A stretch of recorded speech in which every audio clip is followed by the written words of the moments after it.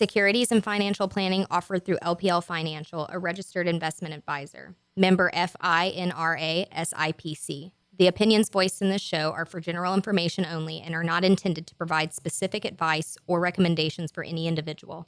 To determine which investments may be appropriate for you, consult with your attorney, accountant, and financial advisor or tax advisor prior to investing.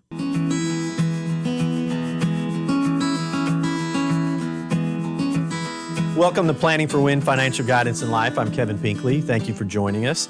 Today we'll be discussing property characterization, community versus separate property. And Liza Greene is joining us today. Thank you for joining us, Liza. How are you? I'm doing great, Kevin. Thank you for having me. You bet. Liza, for people to get in touch with you, how would they go about doing that? So I work for the law firm of Laura Dale and Associates in the Galleria area in Houston. Our phone number is 713-600-1717. Call that number and we'll be happy to help anybody who would like our assistance. Okay, great. Thank you. Well, property characterization, separate versus community property. Where would you like to start? So, Kevin, this is such a hot topic when it comes to family law. Our firm practices primarily in the area of family law. And I consult with people all the time when they come in. They're having trouble in their marriage and they're looking to possibly get divorced.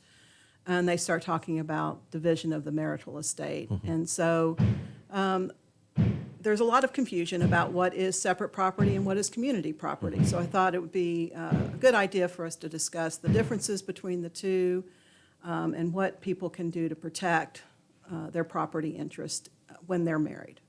Well, I guess the first question is that sometimes people don't understand fully, which understandably so, that there's not such a thing as community property and separate property. So we hear that. So, and how can there in the state of Texas be community property and separate property, and how do people make informed decisions on what's what? So the first thing to remember is that if you're married, there's a presumption that everything that you own is community property. And a misconception that a lot of people have is if I'm going to work and I'm earning an income, that's my property, that's my separate property, and if I pay for something with that income, that's my property. And that is not the definition of separate property under the Texas Family Code. Okay. So depending on, and I'll just call it what asset class or what type of property we're talking about, so it could be very different. I think usually, and maybe you'll agree, that people look at hard assets as separate property versus community, but as you mentioned, they don't really consider income, either current or future, as community property. So that's very different than what actually is the case, correct? Absolutely. Yeah. There are, obviously there's different types of property that people own. They may own real property, such as their home. They can own other types of personal property, cash assets, stocks and bonds, and those types of things. A lot of time people don't consider what the different characterizations of those types of assets might be. So I could see it could get very confusing. It can. Okay. And obviously, things can get more complicated if there's been other marriages. I just think that it would just kind of snowball and get more and more involved. Is that correct? That is correct. So again, as I stated a few minutes ago, the first premise or presumption is that any asset that you own, if you're married, is community property. So it then becomes your burden, if you want to claim that you have a separate property asset, to establish how that separate asset was acquired. Just because it was acquired during the marriage doesn't necessarily make it community, and so that's a confusion to a lot of people as well. If you bring a piece of property or an asset into the marriage, that is presumptively going to be your separate asset if you can trace it. And tracing is a whole nother line of inquiry that attorneys will have when they are trying to separate out a marital estate. Okay. So when you say tracing, does that mean just going back in history and looking at the history of that? Is that what we're talking about? That's a part of it. Certainly if you can establish that you owned, say, a home before you got married, then that will be your separate property home.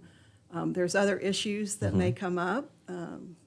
We can go into reimbursement and those types of issues. So there still might be a community interest in that property. But the number one rule is that once the property is characterized as either separate property or community property, that characterization is going to remain the same throughout. So owning something prior to marriage, if you've got the documentation to establish that in fact you had that asset going into the marriage, that would be your separate property. Okay. Well, you had originally started with income, so I want to ask some more questions about income. And my experience has been income and a couple other topics tend to be the most confusing to people that may be listening on what they think and don't think is actually the case. So, let's talk about some examples where we have a couple and they've been married, and let's say one works outside of the home and one doesn't. A lot of times we hear the example that, my spouse works outside the home, so that's her income, but I don't work outside the home, so I don't have any income, and her money is hers, and since I really don't have any, then I don't have any. And sometimes, at least I hear, I can't even proceed moving forward if we're talking about divorce because I don't have an income. And I think we hear that quite a bit, and that's just not the case, correct? That is correct. Yeah. So any income that a person earns during the marriage is community income, meaning whether you work or not, your spouse's income, a portion of that, 50%, and it's an undivided interest, so that confuses a lot of people, but for simplicity's sake, we'll say 50% of that belongs to the wife, 50% to the husband, and then vice versa. So you may have a two-income household where one of the spouses earns considerably more than the other spouse. You take the pot as a whole, if you will, and each party has a 50% community interest in that entire pot. So even if let's say the wife doesn't earn as much as the husband does, she still can rely on the husband's income for purposes of her community income. Okay, so that's a great example. And sometimes, to go further down the trail, if you will, that you'll hear people say after you've explained it like that, well, but that income's always came into his account and my name's not on there. So then people, I'll let you explain, but sometimes people think, well, the conversation ends there because, the income's always came into someone else's separate account and legally I can't make a claim to that. So. Correct, Yeah. and that seems to be more and more the case where people will maintain separate accounts in their individual names. And just because title to an account or even a piece of property is in one of the parties' names does not mean that that is their separate property. You still may have a community asset. Again, it depends on when it was acquired. Was it acquired prior to the marriage? And if so, can you trace it? Or was it acquired during the marriage? And if it's acquired during the marriage, it's going to be community, no matter whose name it's in. Right. Whether husband put 100% of his income into his account, wife still has a claim, a community claim to that account. Makes sense, but very confusing to people sometimes. Absolutely. And I think people sometimes like to have it that way, that kind of cloud things up maybe, and not always, but I think at least sometimes I see that more than we probably should. So income, so I'll lump this kind of in the same bucket. Sometimes we hear the same conversation if someone has a pension with a company. And usually I hear it explain something like, well, so-and-so worked for this company and it's their pension because I didn't work there. Is that how we should look at it or not? No, Yeah. that's definitely not the way that the law looks at it. Certainly, any interest in that pension that was, again, acquired prior to the marriage is that spouse's separate asset. But what was earned during the marriage is community. Now, it gets a little complicated because you can't just say we got married on June 1st of 2020 and therefore, X amount that was earned prior is separate and X amount that's earned afterwards is community, because it's a little bit more complicated than that. But certainly, a portion of that would be separate and a portion would be community. Well, that's just why people should reach out to counsel and have them really explain it, because sometimes, as you said, it's complicated and involved. And in many cases, it's really worth the conversation because sometimes we're talking about substantial income over the period of years and the possible benefits that are there. And it's worth a conversation just to find out what the details are. It is absolutely worth a conversation. I personally believe anybody who is contemplating marriage should have a discussion with counsel about what is separate property, what is community property, and how they might be able to protect those assets. And usually when you have someone coming into your office for a premarital agreement, which I'm sure most of the listeners have heard of that, they think of someone with high dollar estate.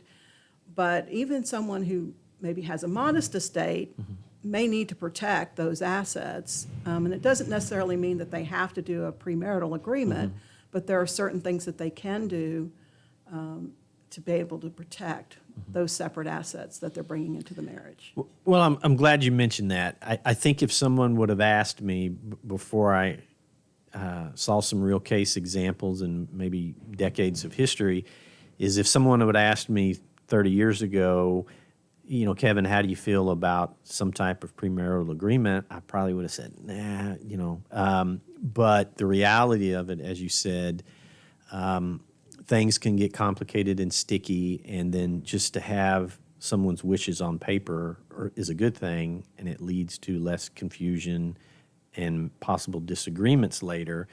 And it's kind of a strange conversation for people because, you're going to be sharing things as a couple, but yet, there's a page or two there or more, and I don't think it interferes with the relationship. It just helps clear things up, and I would recommend it in a lot of cases. Absolutely. And the way I look at it is kind of the rules of the game, if you will.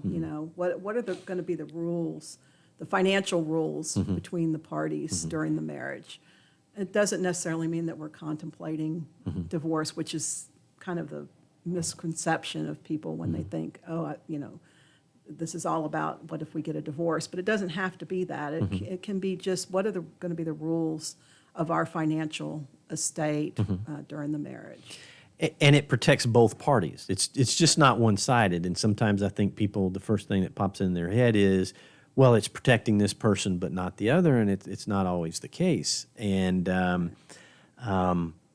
do you think both sides should seek that advice? Because I think maybe we think sometimes, or at least I have in the past, that one party is seeking that protection and the other party should also? Absolutely. Yeah, both parties need to have their own counsel, look into what is coming into the marital estate and how to protect each individual's interest.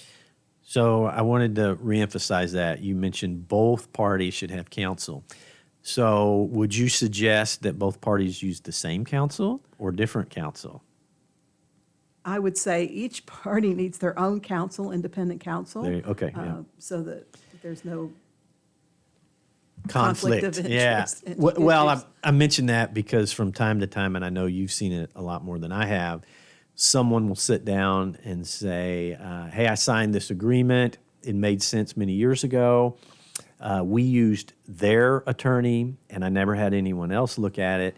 And then, not always, but sometimes we really didn't understand what we were signing and how it could affect us decades later.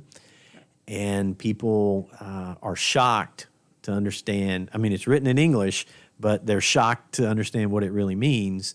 And 10, 20, 30 years later is not the time to really find out what it means. And I guess I would just say, if they're seeking counsel, by all means, you need to seek your own, as you said. Yes. Absolutely. Yes. Do you find that most people, if you look back, over the last 10 or 20 years, that people have done that, or they've used the same person? I would say in most cases, people do use their own counsel. Okay. Now, I've heard stories of, well, I had my own counsel, but they didn't really advise me, or I didn't understand what they were telling me, But I would say in the majority of the cases that I've seen, people do have their own counsel. Right. Well, I think that's very good. Should you, to get this counsel, should you have it prior to marriage or after marriage, or does it really matter, or what's your thoughts? I mean, it doesn't really matter. You can do it after you're married, and it does. You can even do it many years after you're married if you choose to do so. I just think by doing it prior to marriage, it clears up a lot of issues and lessens the possibility of argument over the finances. Well, I was going to say, if you had it afterwards, and it was much afterwards, that might be a tough conversation to have. I don't know how you would start that conversation. Yeah, well, there's a variety of reasons why you would want to do it down the road. I think the difficulty with doing it after the marriage, especially if it's significantly after the date of marriage, at least typically what I've seen is it's because somebody has done something that has caused a rift in the marital relationship. And so this is like, well, I'll agree to try to work on this if you'll sign this agreement. And so, there's some argument that that's coercion into signing a contract, because it is a contract between the parties. Well, I just had a question pop into my head that people might wonder. Do you have to sign an agreement? Either before or after you've been married? Do you have to sign that document? Of course not. Yeah. You need to be signing it free, Right. Okay. of your own free will. Well, I think some people have thought that, hey, I have to sign it, or I need to sign it. And the short answer is you don't have to do either. You don't need to and you don't have to. There may be good reason to, but again, you have to have someone look it over to see if it's in your best interest or Absolutely. not. Yeah, okay. Yes. Well, I got to ask, what's the longest you've seen after a marriage that someone's came in with an agreement? The longest I've seen, I think, is around 24 years. Really? Okay. Yes. All right. I was just curious. That's a pretty good stretch there. Yeah. Yeah. And I'm sure that was an interesting conversation. Okay. Well, we've talked about income. I think, at least from what I've heard in the past, then another area that tends to be confusing is the household. Yes. And household can be the primary residence or not. It can be rental property. It can be the combination of things. And so how do we sort out, or what's a good rule of thumb when we're looking at community versus separate when we're talking about the household? How does that work generally? Well, when you're living in a home together, there's a community interest in the homestead. And so community interest in homestead doesn't necessarily equate to community interest in the asset. You could be, if husband, say, had a home before the marriage and wife moves in, wife then acquires a community interest in that homestead because they're residing there together, but it's still husband's separate property. And I mentioned a little bit earlier about a reimbursement. If the community, if then they decide, hey, we need to remodel this kitchen or put a pool in the backyard or make any kind of improvement to the property, then a reimbursement claim could arise where the community has a right to ask the separate estate to reimburse for the increased value to that separate property. If we're talking about rental property, that's a whole nother issue. And it kind of goes back to the income, because income doesn't necessarily just mean when I go to work and I get a paycheck. That's, of course, income, but you also may have rental income that would be community as well, even though it might be a home, piece of property that one of the spouses owned prior to the marriage. Doesn't change the fact that that's their separate property, but what they're earning off of that property is a community asset. So what I'm hearing is that it can be cloudy and confusing, and sometimes people will want to explain things that this happened to my aunt, and they think they're in the same situation, or this happened to my neighbor, and that's just not the case, correct? They have to look at their individual situation. That is true. Everybody has a unique situation. I can say I've been doing this for 38 years, and every case is unique, has some sort of unique aspect to it. So you can't go down the street and ask your best friend or a neighbor or relative or anybody what happened in their case, because what happened in their case doesn't necessarily mean that's going to happen in your case. Right. Well, and since you mentioned it, that people have to look at their own individual situation. Even if someone's going down the road where there's going to be a conversation about whose property this is, whether it's community or separate or maybe even a combination of those, is it out of the ordinary to have each person's attorney, that if they're going through a divorce, disagree on what may be community and separate property? It happens all the time. Okay, I'm shocked. I'm joking. But so what we're doing, folks, is just emphasizing that it's not always what you think it might be, or even what the other side of the table, if you will, wants to explain it as, because those are conversations that tend to be sometimes lengthy and complicated, and sometimes there's a disagreement, and sometimes the other party is just wrong. And that's true. And I hear often enough where somebody will come in and say, well, my husband's attorney says, and the response to that is, well, your husband's attorney is entitled to his or her opinion. That doesn't necessarily mean that that's the way it's going to go. Let's take a look at what we've got going on here. And it could be they're right. We don't know until we look at the entire picture. And that's kind of important to emphasize as well. It's looking at the totality of the circumstances as to how this property was acquired, because, again, there are certain situations where it may have been acquired during the marriage, but it's not community. So you've got to look at the totality of the circumstances of how and when that property was acquired. Absolutely, and I think some people get wrapped up in the notion of, well, this is how we've done it for the past 10, 20, 30 years, and that's their notion of, well, that's how it's supposed to work. Should we go our separate ways? And you can treat property, in your household how you want, but as you said, the state or the legal system looks at it very differently. And whatever arrangement you had, fine. But now we're going by I'll just say the letter of the law, if you will, and sometimes that's very different. Correct? Absolutely. Yeah. Yes. So, Yes. Are the conversations with separate property worth, we mentioned this briefly, but I think sometimes during this process, people get really frustrated when the conversation goes to separate versus community, and then there's questions, and then sometimes you have to look at the history of it and transactions and documents, and sometimes people get frustrated, and it's understandable to get frustrated, but this is a point in time where they don't need to be frustrated because they're talking about very important things, correct? Yeah.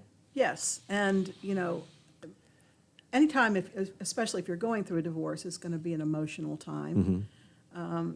I try to get my clients to look at the division of the property as a business transaction and kind of try to separate out the emotion from that. That's not always easy to do. I bet, yeah. But that's really what it is. It's a business transaction. It's a financial transaction, and it needs to be approached that way, so that you get the best deal, if you will, from the separation of the estate. And rightfully so. Yep. Yep. Well, thank you, Liza. We're going to take a break for a moment, and when we're back, we'll continue with Liza Greene on property characterization, separate versus community property. We'll be right back.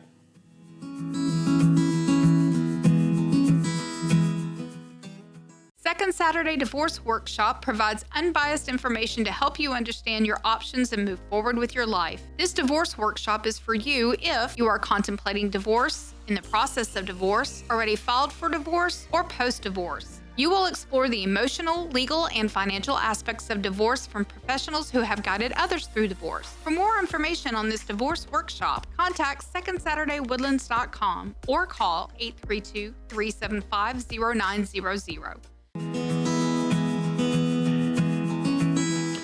We're back. This is Planning for Win Financial Guidance in Life. I'm Kevin Pinkley. Thank you for joining us today. We're back with Liza Greene, and we'll be continuing our conversation with property characterization, separate versus community property. Thank you, Liza. Thank you. All right, so we're going to continue with the types of conversations that come up with when we're discussing community and separate property, and one of those topics is inheritance. So when we have an inheritance come into a relationship, and then we're later having the conversation about going our separate ways, what do we need to know about inheritance, and how's that handled and how's that not handled? So, Kevin, inheritance would be an individual's separate property. You're entitled to, if you're receiving an inheritance from friend, family member, whomever, that would be your separate property. And a lot of times that happens during marriage. And people tend to commingle those funds with the community estate. And so that can be a very confusing situation if we have a commingling of an inheritance with the community.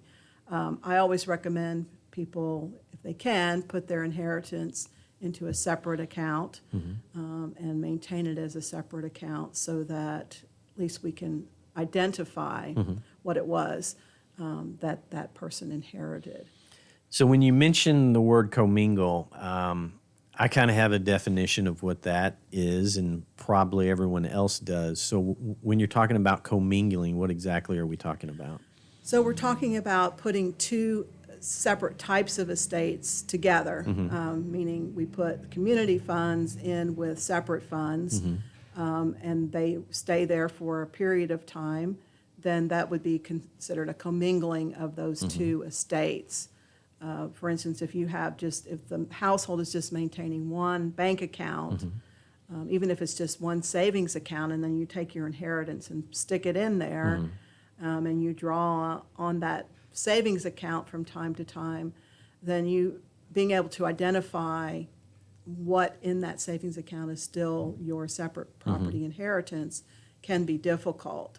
You would start with having the will that you inherited through as evidence of what that inheritance was, but it isn't necessarily as easy as just saying, well, I inherited $50,000 and put it into this account, because there's no commingling of other funds going into that account as well. So kind of my simple way of putting it is, it's what you do with it.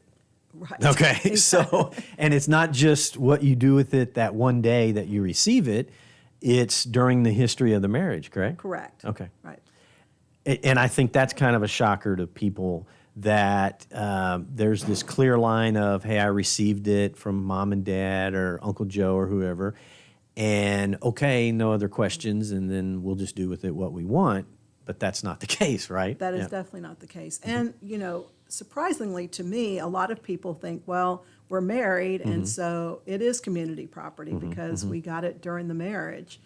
And then, something happens, and the spouse who inherited it is all of a sudden like, well, wait a minute, this is my separate property. I want it back because I used a portion of it or commingled it with the community. So it sounds like, to start with, that people, if they choose, can make it very clear that it's either separate or community property, correct? Correct. Yeah, and they would do that by going and seeing someone like yourself, so that they're not having the conversation 25 years later. Right. Okay. Yes. And so, a couple's been married, and if they have an agreement prior to that or not, fine. And, it's up to them to decide. But earlier we were talking about should a couple have that premarital agreement, and I definitely want to know your answer. But when an inheritance comes in, I think, in my opinion, that's the time definitely then you need to have some type of documentation that says this is separate property, if you choose it to be, because that's later when I see a lot of problems later. Coming up. Would you agree? I would Yeah. agree. And let me make something clear. An inheritance is separate property. Mm-hmm. If you treat it as separate property, though, that is really the key. Okay. If you're going to treat it as separate property and you're going to segregate it out from the community and put it in its own account or, in its own investment somewhere, then, it's more easily identifiable when it comes time to separate things out. But just because it is separate doesn't mean you're going to treat it as separate. If you choose to put it into a community account, that's certainly your prerogative, and you're certainly free to share it with whomever you wish to share it with. It's just, don't be surprised when you're 10 years down the road and you're dividing things out, and you say, "Oh, I got $50,000 from my parents." And your attorney says, "Well, that's your separate property," and you don't have any way of establishing what's left in that account that actually is the separate property. Or let me put it this way: it's extremely expensive to prove what is in that account that's your separate property. So you're saying people might disagree on if inheritances are separate property or community property? Absolutely. Well, I was going to say that, sometimes you'd mentioned there's hot topics or hot buttons or discussions. I've seen probably 9 times out of 10, whatever the conversation was when someone had inherited it, and it's usually, well, that's yours, and we'll treat it separately. Many years later, my experience has been that almost never happens, and there's a discussion. And you said it tends to be expensive because there's a lot of time spent on it, correct? Correct. Yeah. Yes. There could be some, we talked about tracing earlier. If you have to go back and trace what's in that account to was put in as community, what was put in as the separate inheritance, that could be an expensive endeavor. Well, and since we're talking about tracing and maybe being expensive, one of the reasons it's expensive is because maybe over the years there's not the history or documentation readily available, and it was deposited into this account or in this asset, and then we kind of forgot about it, and then we're kind of having to replicate the time frame going back, and that's what takes time and money, correct? Absolutely. Yeah. And one thing, that's important to remember is bank records only go back 7 years. So if you inherited something 10 years ago, you're not going to be able to get all of the records that you might need in order to fully trace those funds, those inheritance funds. So, Liza, you mentioned bank records, so that would be a place that someone would go to.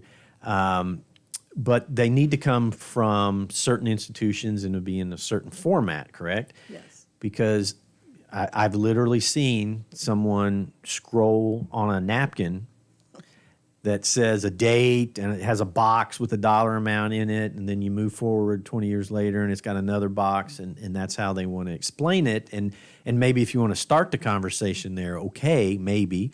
But there has to be something other than that, correct? There definitely has to be something other than that.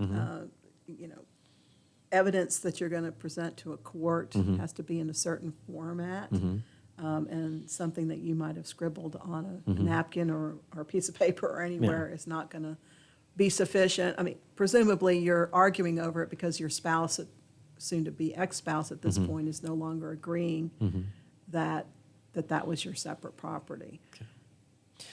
So I'm imagining a scenario that sometimes the inheritance conversation comes up for a couple, but then if we put in other marriages and other families and other children, regardless of their age, I would think that conversation just becomes even more important then, correct? Or could Yes, be, yeah. It could definitely be Yeah. a lot more important, and not even in strictly the divorce scenario. I see it in probate as well, where there's, especially if you've got children from other marriages, former spouses, those kinds of things where it's unclear, what funds are in a particular account are that person's separate or community asset. So it comes up when people are settling estates also, not Yes. just in divorce. Yeah. Correct. And I'm sure that would happen quite a bit. It does. Okay, or it could, yeah. Right. Yeah. And little plug, get a will. Okay, Have yeah. a will. No, it makes sense. So when we're talking about the tracing, is that something the client can do, or how does one go about that process, just so that they can kind of get a heads up? It starts with the client because it starts with them being able to bring the records necessary to start the tracing process. And it depends on what the asset is. It depends on how long ago it was received. If it was an inheritance, like I said, if it was received 3 years ago, it might be something that's easily ascertainable from the client's records without having to go to the expense of hiring an expert to do the tracing. The longer you've had it commingled, the harder it is to trace. And unfortunately, people don't always tend to keep the best records when it comes to those kinds of things. And so that just makes it an even more expensive endeavor for an expert to try to go through and trace the funds. An inheritance can be other assets other than what we would just call money in an account, correct? Absolutely, Yeah. yes. You could have, inherit a piece of property, really anything you can inherit. And so, there is also, a situation, let's say you inherited a house and you sold it, you bought another house. And so that's another form of tracing that you would have to establish in order to protect that interest in your separate property. So I think when you mention the house or real estate and raw property, that's always interesting because it goes back again to it depends on what you do with it. Yes. So I know you've heard this a lot, but if it's a house or rental property or raw land and someone adds cows to it, or there's oil and gas on it now, or they sold a piece of it, or they had renters on it, then that just gets the conversation even more involved and perhaps more tricky sometimes? Absolutely. Yeah, Yes. Any mutations, if you will, to the asset, or it's going to make it more difficult or more complicated to unravel.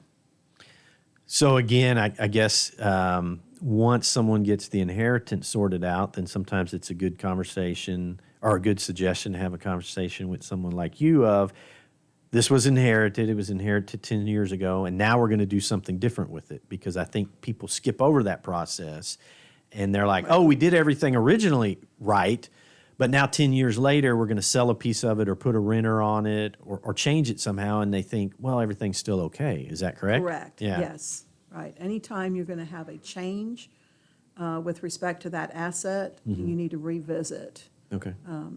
making sure that you're protecting the character of the asset. Okay. Makes sense.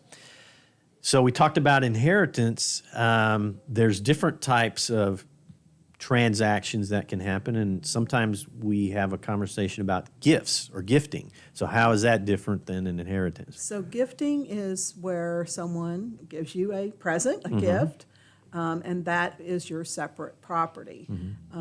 Spouses are often very surprised to hear that gifts between the two of them can be are considered separate property. husband gives wife a nice piece of jewelry, that's her separate property. And, he's not going to have any interest in that jewelry if they separate. You also have, a lot of times parents giving gifts. I've seen situations where, a parent will give a couple a home, like maybe their first home, as a gift. And if it's titled in both names, then you've got a situation where each party literally owns a 50% interest in that property as their separate estate, because you can't gift to the community.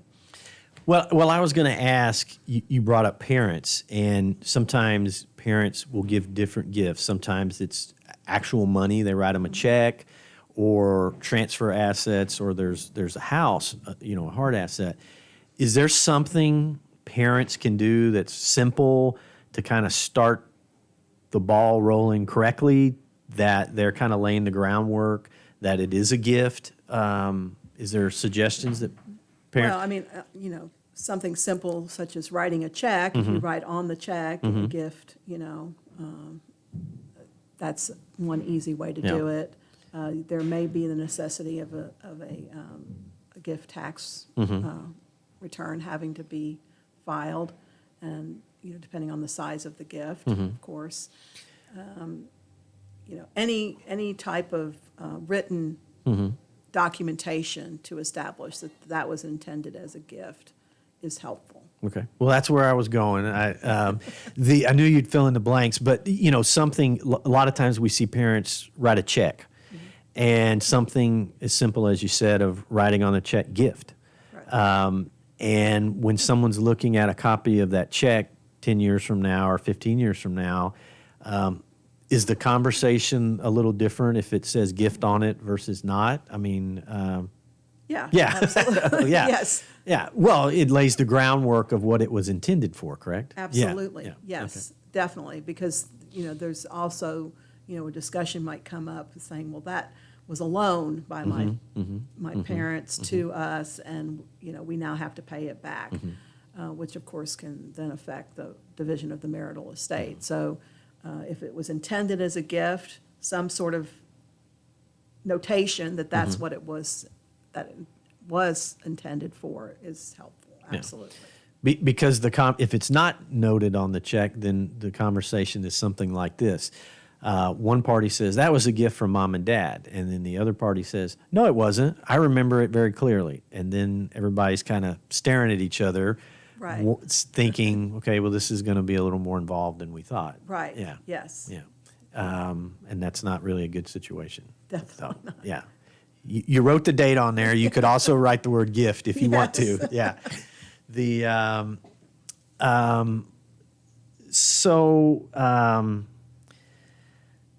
Gifts. Would there be a reason not to gift something to someone? I mean, is it automatically this gray area and you're going to commingle? I mean, well, what I'm getting at is, should someone be afraid to gift something to someone? Or is it, hey, as long as you do it correctly, then, good for you, and proceed with the gift? Yeah, absolutely. I mean, I don't think you should ever be afraid to give a gift. If you want to make sure it's protected as a gift, then document it as such. Like I said, I think where I see the most confusion is between spouses when they give gifts. And even, writing checks for some purpose. I've seen where, a spouse will write a check for, out of their separate, they've got their separate account all set up properly, and they write a check to their spouse, meaning it for a specific thing that they've discussed that they're going to purchase, for instance, and that spouse then says, well, that was a gift to me. We use that to buy a car, and that's now my separate property car because it was a gift and not a mutation of the separate estate of the signer of the check. So it can get really complicated in that respect. Well, I brought that up because when people get a little older and their children grow up, I mean, they're always children regardless of their age, But sometimes if you lay the groundwork correctly, then some of those issues that might pop up later might be less of an issue or no issue at all if the person giving the gift just kind of starts correctly. And then do you suggest that maybe even the person giving the gift have a conversation with the person receiving it and say, this is what I intended it for, and you might want to do certain things with it moving forward to keep things from going sideways? That certainly can't hurt. Yeah, okay. To have that conversation. Well, because sometimes they don't have that conversation. That they just say, here you go, and maybe spending 5 minutes would be helpful. Right. Yeah. Right.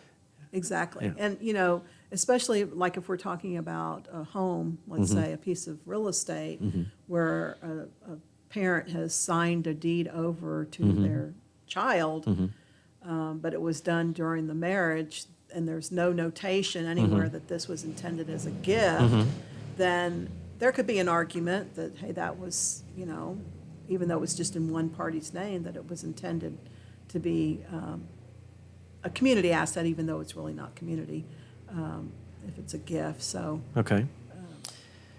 Well, I'm going to throw you a curveball. What if, I'll give you a specific example.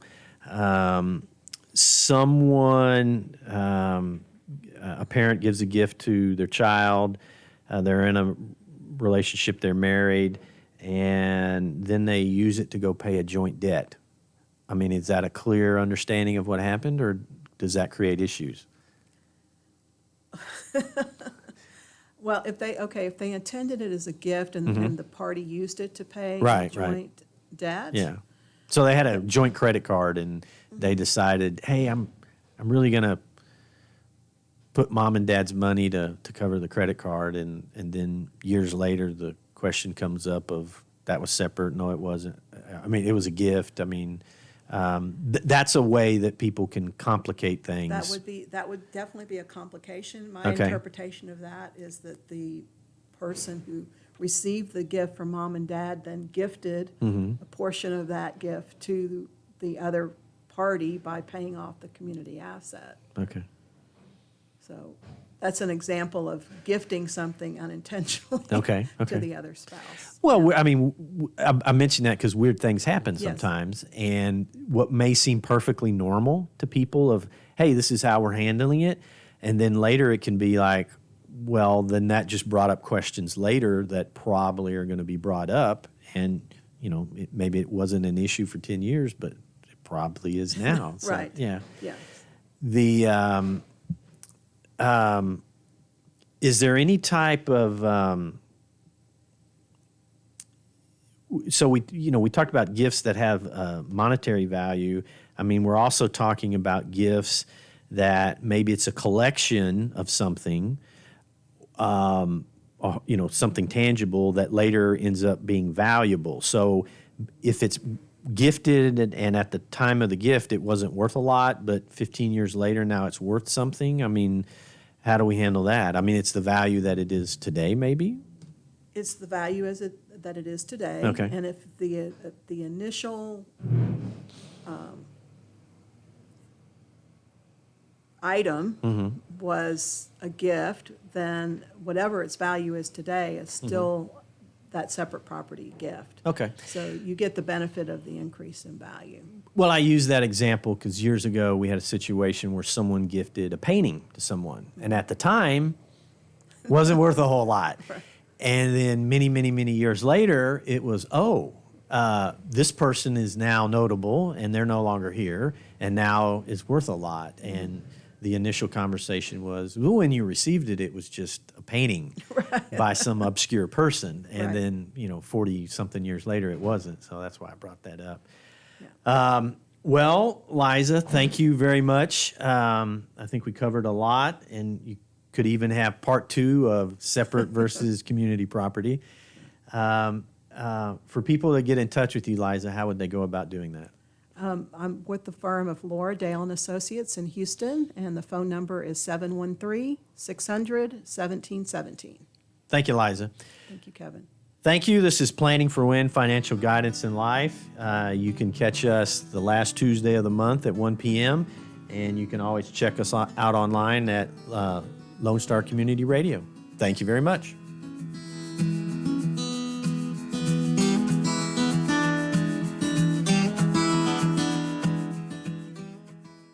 Securities and financial planning offered through LPL Financial, a registered investment advisor. Member FINRA SIPC. The opinions voiced in this show are for general information only and are not intended to provide specific advice or recommendations for any individual.